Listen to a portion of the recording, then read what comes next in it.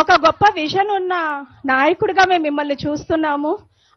పాతాళానికి అన్యాయాన్ని తొక్కిన వామనుడు సార్ మీరు. స్నేహంలో కర్ణుడికి మించిన వాళ్ళు. మాకందరికి దారి చూపే ఒక గొప్ప నాయకులు సార్. ఉపాధ్యాయులమైనా కూడా గత ప్రభుత్వంలో మాకు జరిగిన అన్యాయాన్ని మీకు విన్నవించుకోవడానికి ప్రతి సభకు మీకోసం వచ్చాం సార్.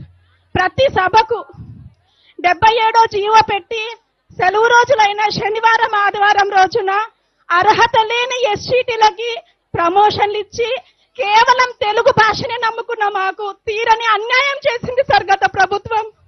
ఎన్నోసార్లు మీ దగ్గరకు వచ్చి వినతి పత్రాలు ఇచ్చాం సార్. ఒక గౌరవ టీచర్ వృత్తిలో ఉన్నా కూడా నేను 6 సంవత్సరాలకి 6 పాఠశాలలు మారినాను సార్. కుటుంబాన్ని వదిలిపెట్టి ఇప్పుడు జెడ్పీహెచ్ఎస్ ముక్కువారిపల్లెలో పనిచేస్తున్నాను సార్. ఎక్కడ వర్క్ అడ్జస్ట్మెంట్ అయినా కూడా నిర్దాక్షిణ్యంగా మమ్మల్ని మార్పులు చేస్తున్నారు సార్. మాకంటూ కుటుంబం ఉంది కదండి సార్. 77వ జీవో చాలా అన్యాయంగా ఇచ్చింది సార్. తెలుగు భాషను మాత్రమే నమ్ముకున్న తెలుగు పండితులను కాదని చెప్పి ఎంఏలు చేసిన ఎస్సీటీలకు ఇచ్చి 10,000 మందికి ఇచ్చిన వాళ్ళు కేవలం 1370 మంది రాష్ట్ర వ్యాప్తంగా ఉన్నాం సార్. సార్ ఇక్కడ నుంచే మీకు పాదాభివందనం, నా శిరస్సు వంచి పాదాభివందనం చేస్తున్నాం సార్. ఉపాధ్యాయుల బాధని అర్థం చేసుకోండి సార్. మీరు తప్ప మాకు వేరే దిక్కు లేదు సార్. ప్రతి ఒక్కరి అభిప్రాయాన్ని చక్కగా విని వాటినన్నిటిని కూడా పరిష్కరించే దిశగా ఆలోచిస్తున్నారు.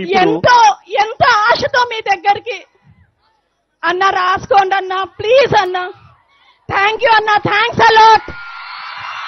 ఒక గొప్ప విజన్ ఉన్న నాయకుడిగా మేము మిమ్మల్ని చూస్తున్నాము. పాతాళానికి అన్యాయాన్ని తొక్కిన వామనుడు సార్ మీరు. స్నేహంలో కర్ణుడికి మించిన వాళ్ళు.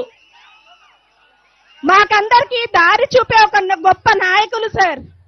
ఉపాధ్యాయులమైనా కూడా గత ప్రభుత్వంలో మాకు జరిగిన అన్యాయాన్ని మీకు విన్నవించుకోవడానికి ప్రతి సభకు మీకోసం వచ్చాం సార్.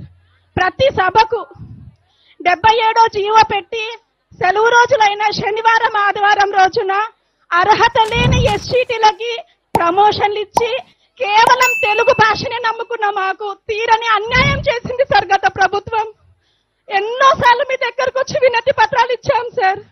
ఒక గౌరవ టీచర్ వృత్తిలో ఉన్నా కూడా నేను 6 సంవత్సరాలకి 6 పాఠశాలలు మారినాను సార్.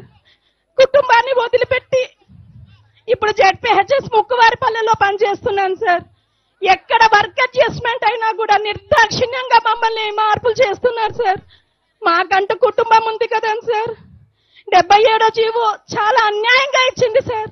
తెలుగు భాషను మాత్రమే నమ్ముకున్న తెలుగు పండితులను కాదని చెప్పి ఎంఏలు చేసిన ఎస్సీటీలకు ఇచ్చి 10,000 మందికి ఇచ్చిన వాళ్ళు కేవలం 1370 మంది రాష్ట్ర వ్యాప్తంగా ఉన్నాం సార్.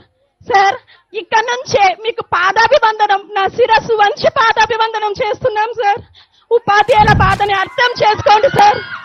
మీరు తప్ప మాకు వేరే దిక్కు లేదు సార్. ప్రతి ఒక్కరి అభిప్రాయాన్ని చక్కగా విని వాటినన్నిటిని కూడా పరిష్కరించే దిశగా ఆలోచిస్తున్నారు. ఎంతో ఆశతో మీ దగ్గరికి అన్న రాసుకోండి అన్న, ప్లీజ్ అన్న. థ్యాంక్ యూ అన్న, థ్యాంక్స్ అలాట్.